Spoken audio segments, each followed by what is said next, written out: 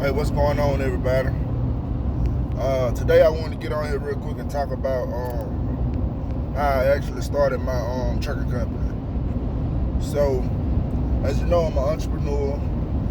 I started out investing in real estate, and that's currently one of the business that I still currently own and run. So recently, over the past 3 to 6 months, I would say I started a trucking company, right?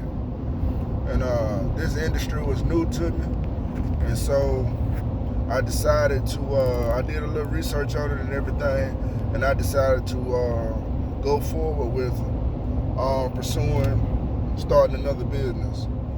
So I started the trucking company, and and like I say, it was new to me, and I did all my research and everything on it, and see how I came up with a plan to see how I wanted to start it and what all I was gonna be doing. So I did everything that needed to be done, and I went over and did it. But I can say, from my experience, trying to run a business and run several businesses. Let me just say that. Trying to run several businesses at once can be difficult. I will tell you that. So I would advise you, if you entrepreneur just starting out and you're trying to establish yourself or whatever, you're gonna need a lot of help. That's basically what it is. What it comes down to, you're gonna need a lot of help. Because when I started my trucking company, I'm gonna tell you why. When I started this trucking company, right, I started out with one driver. And this particular driver, he's dependent, reliable, and everything. But I knew starting out that I had to get another driver. So, and I needed two drivers to be active and ready to go at any given time, because you don't want no downtime with dealing with transportation. If your vehicle is not moving, then you're not making no money. Basically, what it comes down to. So I already knew that I needed two drivers for the vehicle that I was running, that I'm still currently running. But getting back to the story, because if something happens to that one driver, you need to be able to replace him and have somebody else to take over his spot until he can get back or whatever. So I had all that lined up and everything, and it came to a point where that situation did happen.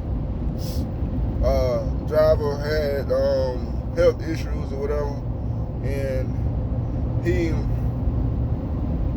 had to take some time off or whatever. So that left me in a situation where the other guy who I had, he didn't get necessarily all the time needed being trained on the specific job duties on what needed to take place with maintaining the vehicle and drop off loads and pick up and things of that nature. So when that happens, it still kills your business, because you're not producing as much as you would. So your business kind of decline a little bit when you get an unfamiliar person with, not sure about what exactly to do, the experience of the person. So I kind of fought that with me too, starting the business. That was one of my downfalls of not getting enough proper training on what to expect. So whenever the guy started, it was kind of a little bit of complication, a little rough patch that started off, but it eventually smoothed out. But like I say, your business started to decline once that happened. Your numbers started to decline. So that's one of the things that I learned about the business. And I'm new to it, and I'm learning each and every day about it. And so I just advise other entrepreneurs that's deciding to, do multiple businesses all at once. Make sure that you have enough help and enough training, so when you put these people in positions, they will be ready to go.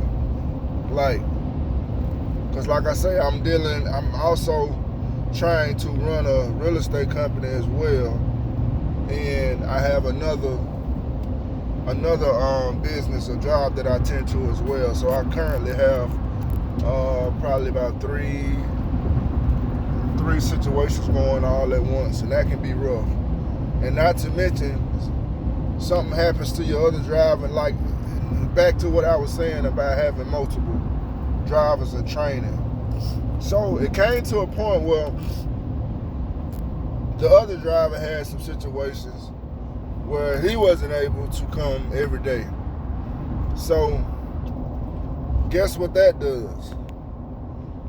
That puts me in a situation where I have to take over and,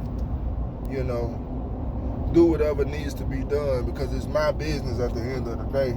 And like I say, if that truck is not running, then you're not producing.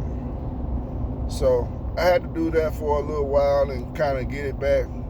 It wasn't a long period of time, but I had to reorchestrate some things and fix some things. But it wasn't a long period, like I say. Maybe 2 weeks.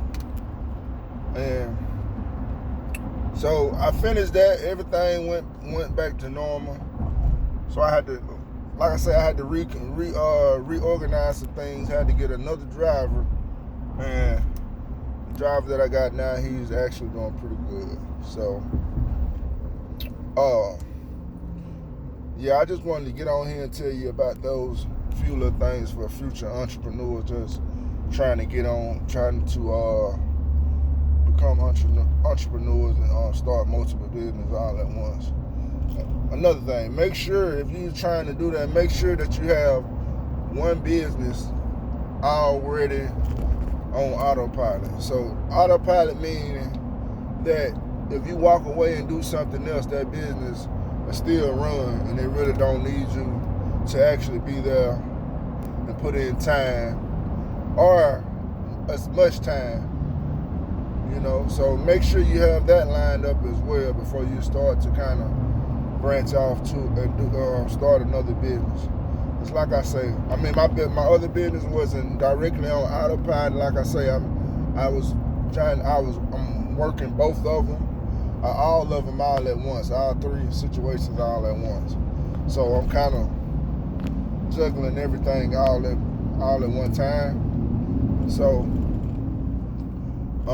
one is not as dedicated as the other, so that kind of give me a little flexibility. So yeah, that's basically how I wanted to explain this. So these are just my thoughts and my previous experience of me creating multiple businesses all at once, or maintaining multiple businesses at once. So that's just my experience I'm sharing with you. So maybe you can consider that if somewhere in the future where you decide to try to create multiple business at one time. So I just wanted to share that with you guys, and you guys have a good day. Stay safe, stay positive.